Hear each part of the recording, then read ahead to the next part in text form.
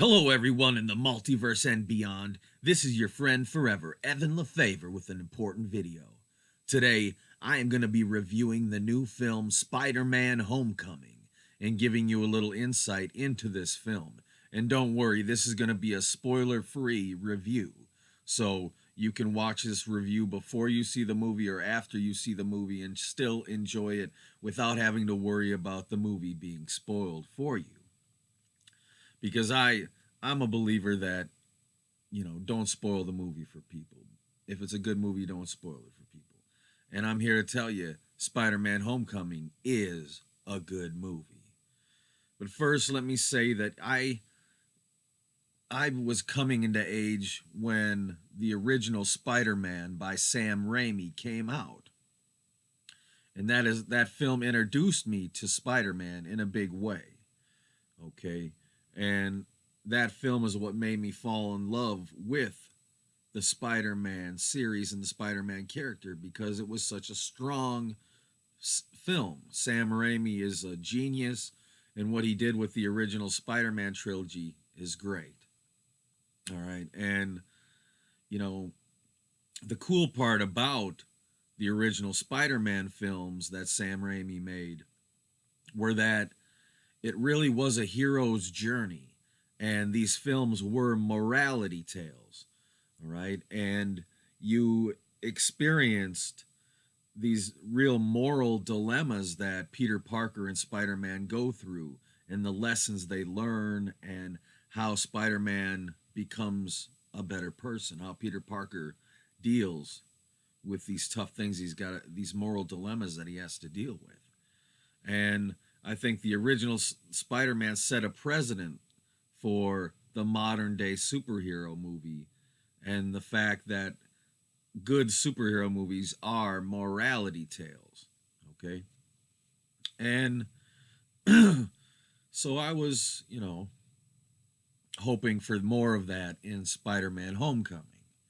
Okay. Because Spider-Man Homecoming is the homecoming of Spider-Man into the Marvel Cinematic Universe. And in my opinion, like I said, a good Spider-Man movie is a morality tale. And there is a morality tale to be told in Spider-Man Homecoming. And, but it's maybe not as poignant as the original Spider-Man trilogy. But, you know, Peter Parker is faced with a lot of moral dilemmas in this new film. Okay. And the thing is, Spider Man Homecoming is a tough movie because, in order to fully enjoy Spider Man Homecoming, you have to be familiar with the character of Spider Man. You need to know his origin story and his backstory and all that ahead of time. You have to be familiar with that. And not only that, you have to be familiar with all the other Marvel Cinematic Universe films like Captain America and Iron Man and the Avengers and Thor. There are so many references and inside jokes relating to the Marvel Cinematic Universe that in order to fully enjoy Spider-Man Homecoming, you will have to have seen all of these movies ahead of time. All right? If this is your first Marvel movie, your first Marvel Cinematic Universe movie, and you're coming to see Spider-Man Homecoming, you will enjoy yourself. But if you don't know who Spider-Man is already, you might be a little lost. Because Spider-Man Homecoming never explains how Peter Parker got his powers.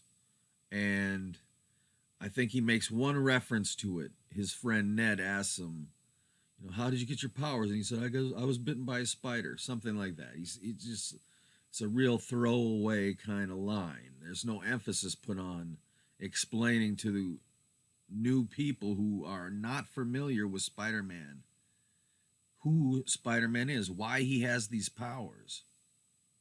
So if you don't know who Spider-Man is, you will come into Spider-Man Homecoming being a little confused as to how this guy got his powers, and and to me, I feel like, you know, an important part of who Peter Parker is his relationship with his Uncle Ben and how it relates to him gaining his powers and ultimately coming to terms with the fact that great power comes great responsibility. With great power comes great responsibility. And, you know, a lot of people go, oh, well, we don't want to see the origin of Spider-Man told over and over again. We've seen it. We've seen it. We've seen what happens to Uncle Ben. We don't need to see it again. Well, I think it's such an important part of what makes Peter Parker who he is as a hero, who Spider-Man really is intrinsically tied to what happened to Uncle Ben and Peter Parker's relationship with his Uncle Ben. And so it's tough that they left that out of the movie, okay? Because I think it takes away from who Peter Parker is as a character when you don't know about that. When that is not expressed in this new version of Spider-Man. All right?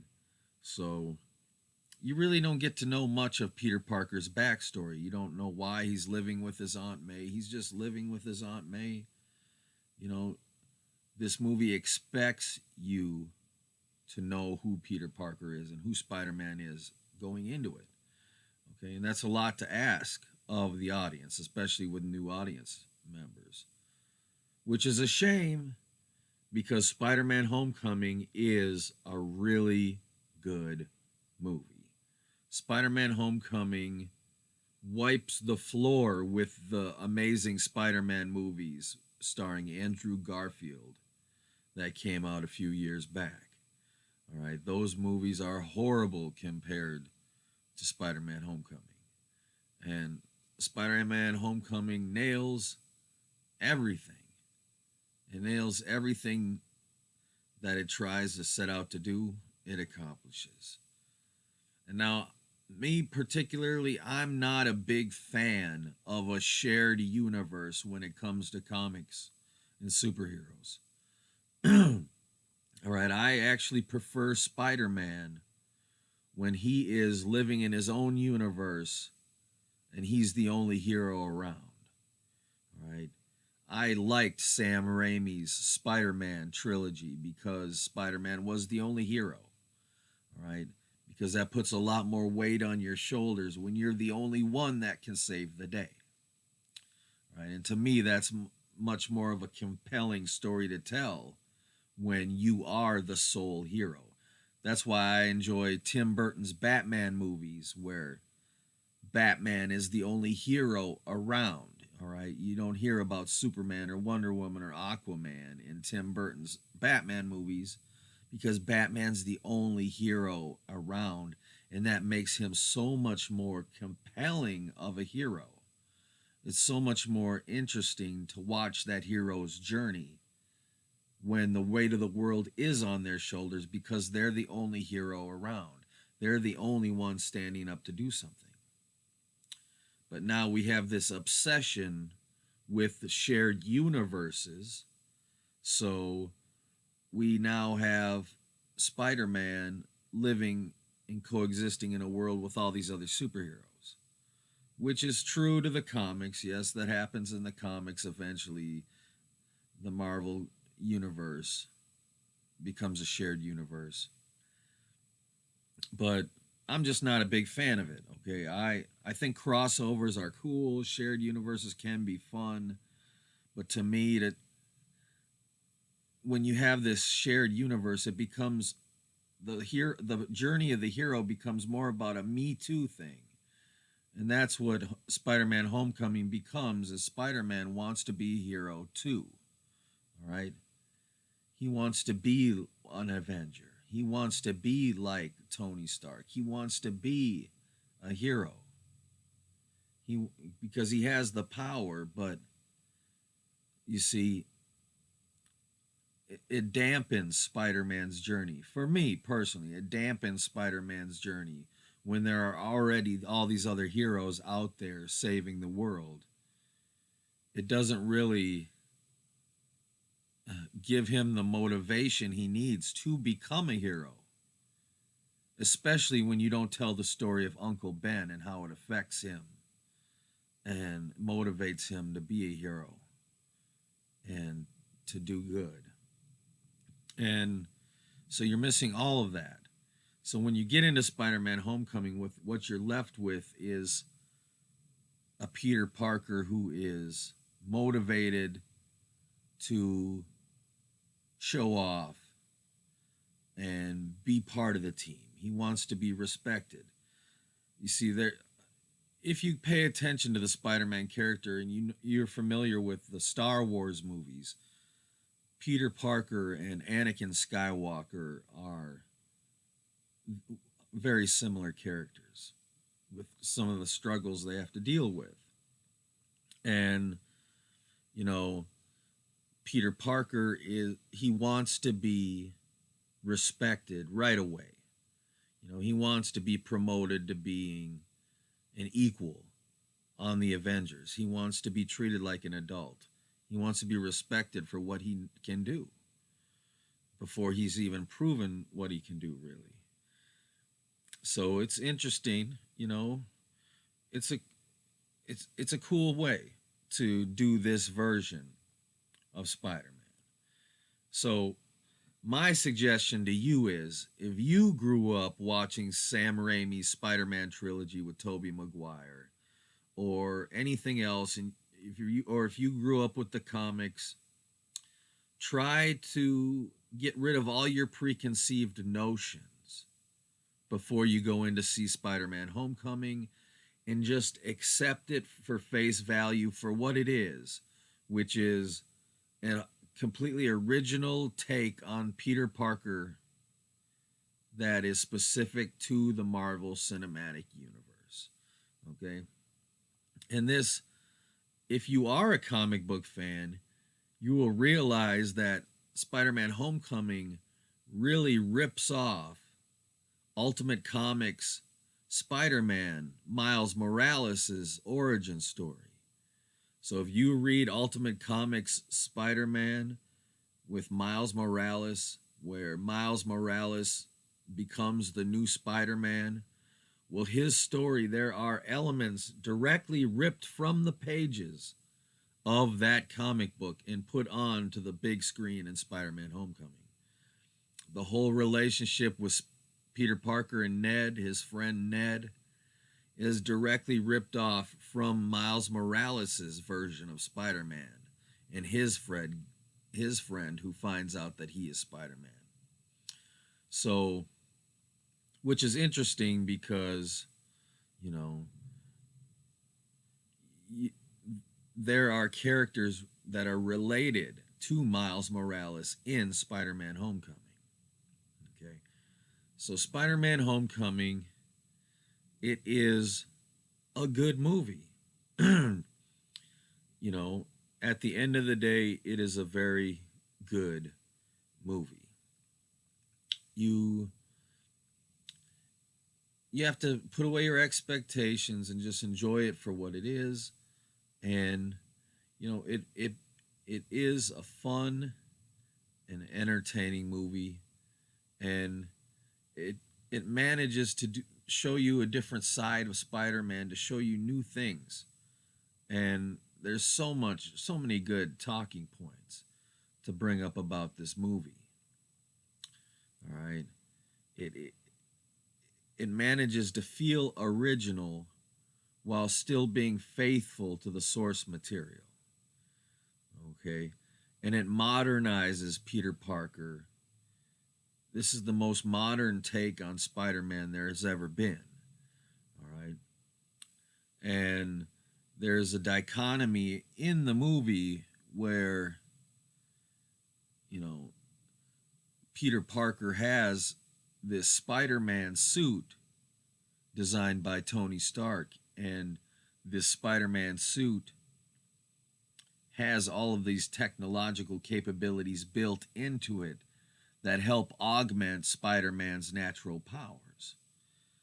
And I think it's a cool parallel because what the moral of the story is it's a kind of a parallel for how all of our kids nowadays in the year 2017, we're all attached to technology now. We all have smartphones or computers. We have all these technological devices that we are attached to, that we use every day, that have become extensions of who we are because of how much we interact with them. And that's kind of like the parallel between Peter Parker and his Spider-Man suit that Tony Stark designed for him. And throughout the film, Peter Parker struggles with, does the suit make the man, or does the man make the suit? All right. And, you've seen it in the trailer. Tony Stark says, if you're nothing without this suit, then you have no business wearing it in the first place. So this film really is about, Peter Parker finding the confidence in himself to do his own thing, to not just be following the lead of someone else, but actually being his own boss. But he's still naive. He's still young, and he's naive, and he's not perfect. And that's what makes Spider-Man such a dynamic character. But so Spider-Man Homecoming has so many great cast members. The entire cast. The cool part about this Spider-Man film is, for the first time ever, it is an ensemble movie. The Spider-Man film is an ensemble film, and all these different characters get a chance to shine. And this is one of the most diverse casts that we have seen in a superhero film. And because of that, you feel like this is a real school. These are real kids. This is a real situation. You believe it. It's more believable because of the diversity that's in the film. And it's about time, I think it's about time that Peter Parker had a black girlfriend. I think that's a great idea. I'm glad they're pursuing that angle. And there's so many great performances in this film. And it took me, the movie started out a little slow, and it took a couple minutes to win me over, but ultimately the film does win me over because Spider-Man is faithfully brought to the screen by Tom Holland. And this is a great Peter Parker, and it's a great Spider-Man. People differentiate between Peter Parker and Spider-Man because, it really is two separate performances at the end of the day. But when you see Tom Holland Spider-Man, the performance is, he's always Peter Parker and he's always Spider-Man. So that's the cool part. And you believe it. And one of the biggest weaknesses of the Marvel Cinematic Universe so far is the lack of good villains. And they make up for that in Spider-Man Homecoming by introducing the Vulture. All right, by introducing now a lot of people say that there's mixed opinions on this role. Okay, but I think Michael Keaton does an amazing job. All right, seeing Michael Keaton on the big screen again was amazing, and it's great to see him in a leading role like this in a big film like this again, and he knocks it out of the park because you know you he's just a surprising villain. Okay, because he's not. There's ambiguity to how villainous he is. All right, for the most part, he's a non-violent criminal. You and he has a story that makes you sympathetic to him. Right? So you sympathize with him, even though he's the villain. And but at the end of the day, he's a scary dude. All right, he is the type of dude who is willing to do anything to protect his family. He's willing to become a monster and do monstrous things in order to protect his family. So that's where he crosses the line into villain territory, and you start to lose some sympathy for him. So it's a dynamic performance by Michael Keaton. He brings so much more to the role that's not there on the page. Okay? There's so much that Michael Keaton brings through his performance that brings character and life and breathes life into this villain and into this adversary for Peter Parker. Because, you know, like I said, the main motivation of this Peter Parker in this film is that he wants to become an Avenger. He wants to prove himself. And he wants to show off a little bit. He wants to be able to be the hero. He still sees being a hero as being some glamorous thing. He hasn't learned or thought about the full implications of what it means to be a superhero, what it means to be a hero. Because he's only 15 years old in this film. He hasn't thought about these things. He's been given these powers, but he hasn't learned his lessons yet, which is what makes Peter Parker such a compelling story to tell and an interesting character. And so, you know, it's cool to learn along with Peter in this film. But Tom Holland does a great job. And I will tell you this, you know, I used to hate the idea of a Back to the Future remake or a reboot.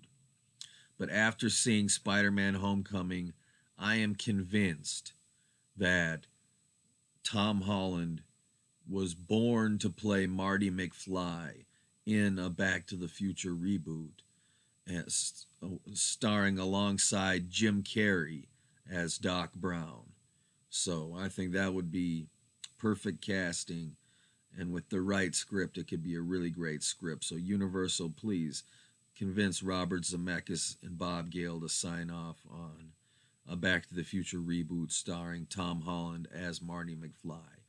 You watch, if you haven't seen Spider-Man Homecoming yet, or even if you have, next time you watch it, tell me, watch this movie and pay attention to Tom Holland's performance and tell me he wasn't born to play Marty McFly, that he wouldn't be the perfect Marty McFly.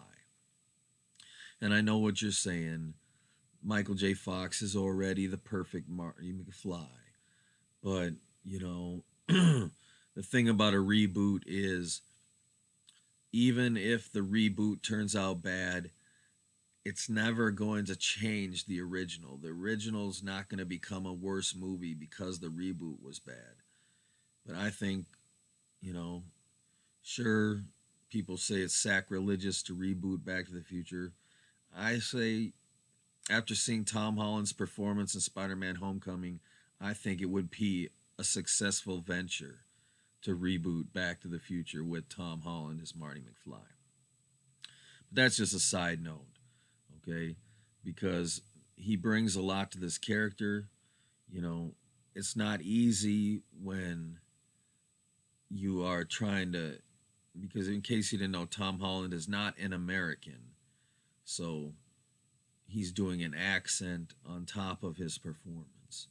which adds another level of complexity to the character. And it's a it's a good performance. All right, he's able to walk the line between being, because at this point he has inner confidence, but he lacks confidence still in his normal day-to-day life. Okay, as Peter Parker, he still doesn't believe in himself as Peter Parker. But as Spider-Man, he does believe in himself when he's got that suit on. And that becomes the moral of the story. Is Peter Parker learning to believe in himself even if he doesn't have that suit on. Okay? And so there's a great, Peter Parker's friend Ned, he is awesome, and he is great in the movie. A lot of comic relief for this character, and there's a lot of foreshadowing to what's going to happen in the future with these characters. There's so many Easter eggs. If you know the history of Spider-Man, if you're familiar with all these characters, you're going to see so many Easter eggs. If you're familiar with the whole Marvel Cinematic Universe films, you're going to enjoy all the Easter eggs that are put throughout this whole script. It's just like an Easter egg hunt filled with Easter eggs for you to enjoy. And I'm not going to spoil any of them. There are some great moments in this movie. And there's one moment in particular, I'm going to give you no hints as to what it is, but it blindsided me, and I think it blindsided everybody that sees the movie, and just leaves your jaw on the floor for like 5 minutes after this happens in the movie. And it's great, and it's what everybody's going to be talking about for years to come. And so there are a lot of surprises that haven't been spoiled in the trailers. That's one thing I will say. Sony, if you're listening to this, please, you do not need to show all your cards in the trailer. You don't have to show us all the action set pieces. You don't have to show us all the funny stuff. Have confidence in Spider-Man, Sony. Learn to be more like Spider-Man if you want Spider-Man to succeed. You have to have some confidence, all right? Protect what's in the film like Peter Parker protects his secret identity. Don't reveal everything in the trailer. Keep things secret. Keep things for, because it's Spider-Man. We're already coming to see the movie. We don't need you to convince us in a trailer that it's going to be a good movie. We're going to come see it anyway, all right? Because we love the character. We love Spider-Man so much. So make sure to check out this movie. If you haven't seen Spider-Man Homecoming yet, definitely check it out. But like I said, you might feel a little lost if you don't know who Spider-Man is. Okay, I would suggest maybe watching the first movies, the Spider-Man by Sam Raimi.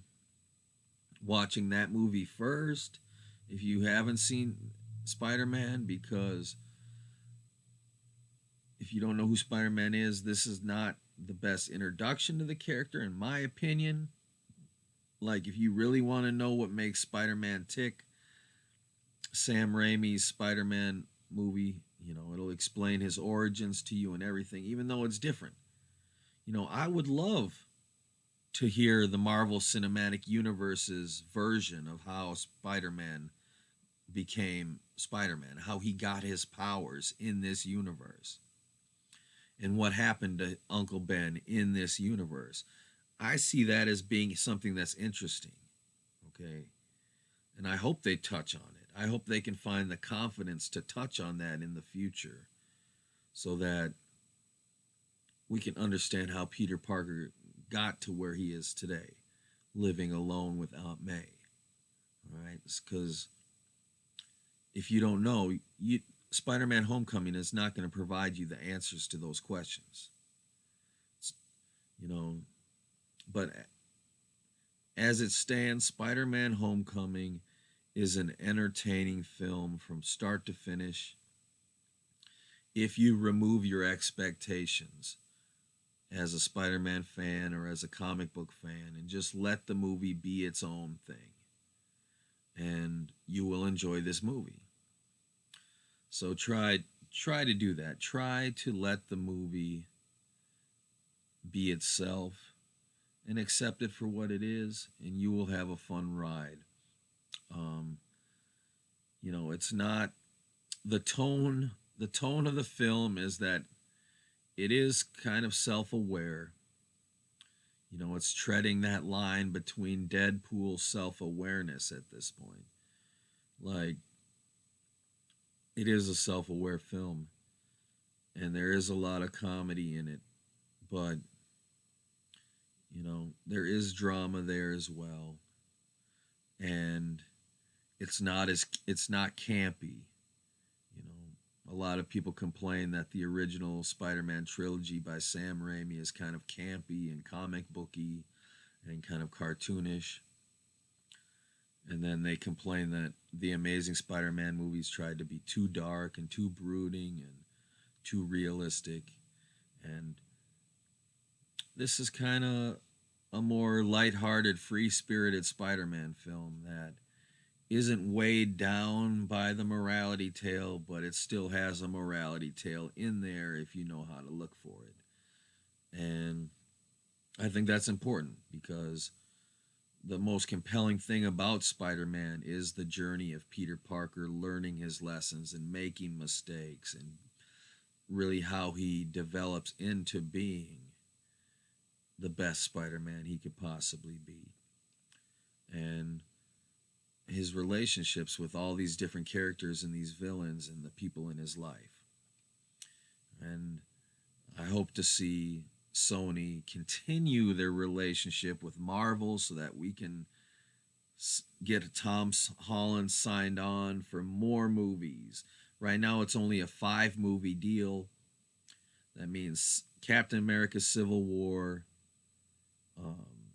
Spider-Man Homecoming, Avengers Infinity War, Avengers Infinity War 2, and then Spider-Man Homecoming 2 are the 5 movies that the coexisting deal between Sony and Marvel for this shared use of Spider-Man's character in the Marvel Cinematic Universe goes for.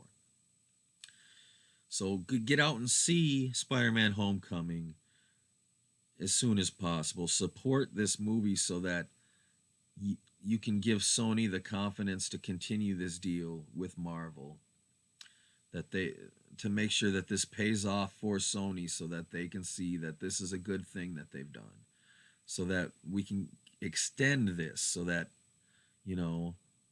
Avengers 4 or 5 or whatever number it is can have Spider-Man in it, and we can have a Spider-Man Homecoming 3, and we can have Spider-Man in another movie, Spider-Man teaming up with the Hulk. People say, oh, Spider-Man's going to team up with another hero in Spider-Man Homecoming 2. And that, I'll touch on that too. A lot of people go, oh, Robert Downey Jr. is in Spider-Man Homecoming and they're bummed out about it. But I thought it was interesting. I'm a fan of the Iron Man character. So to me, it just made this movie a little better. It added to it. It's great to see more Iron Man stuff. And it's interesting to have, Iron Man be kind of a surrogate father figure in a Willy Wonka type of way to Peter Parker. And so that's cool. You know what I mean? And we'll see where it goes. I think, I'm predicting that Iron Man is going to die in one of the upcoming Avengers movies, and maybe he's going to leave his entire company and estate to Tom Holland's Spider-Man and turn Spider-Man and completely rework the character of Spider-Man. So we'll see. We'll see where they take this, because from what I've heard, Spider-Man Homecoming 2 is going to pick up right at the end of after the next Avengers, or the last Avengers movie, and it's going to continue the story. So it is a shared universe now. I have come to terms with it. I have accepted it. And I have accepted this new version of Peter Parker, this new version of Spider Man. And it's good that they have embraced the comedy, you know. There weren't so, I was hoping for more comedic lines. Like, I think if you've seen Spider-Man in Civil War, Captain America Civil War, I think that was almost a better portrayal of Spider-Man. Like, I think the Russo brothers nailed Spider-Man a little better in that movie than Spider-Man was nailed in Homecoming. Like, I would have preferred Spider-Man to be making more comedic jokes while fighting, but you know, it fits the tone of Spider-Man Homecoming, because when you're fighting for your life and there's a lot at stake, you're not going to be sitting there making jokes all day. So there is a balance, and Spider-Man does get to have some funny lines, just not during the battles. And so, but it is, it's faithful to all kinds of different versions of Spider-Man that have happened throughout history, and I think as a Spider-Man fan, you will love this movie, and just go in with lowered expectations in terms of wanting it to be exactly like the comics or exactly like you want it to be. Just accept it for what it is, and you will have a fun ride. And, Aunt May is good in the movie. Marissa Tomei, I think, knocks it out of the park, because, you know, we've seen the portrayal of old Aunt May, old naive Aunt May. We saw that portrayal in the original Spider-Man trilogy, the old wise Aunt May. But this new Aunt May in Spider-Man Homecoming is really cool, because she's the cool hip Aunt May. She's wise, and she's younger, and she's hip, and it's more dynamic. And I think going forward, her character is going to play a bigger role in Peter Parker's life and the flow of the movies going forward. And I look forward to seeing everybody return. I look forward to seeing that. And like I said, there's just go see Spider-Man Homecoming. What more can I say?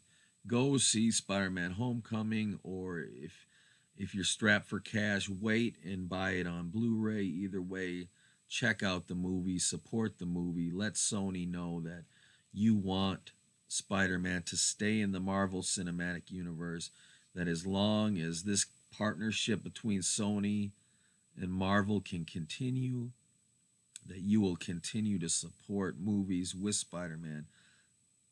And, maybe we'll see a day when it will inspire Fox to share the rights of Fantastic Four and X-Men with Marvel Studios, so we could really unify the Marvel Cinematic Universe at some point.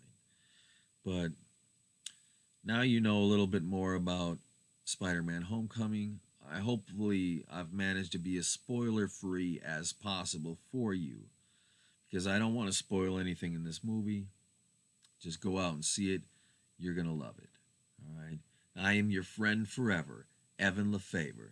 Thank you so much for watching this video, and I'll see you next time. Bye-bye.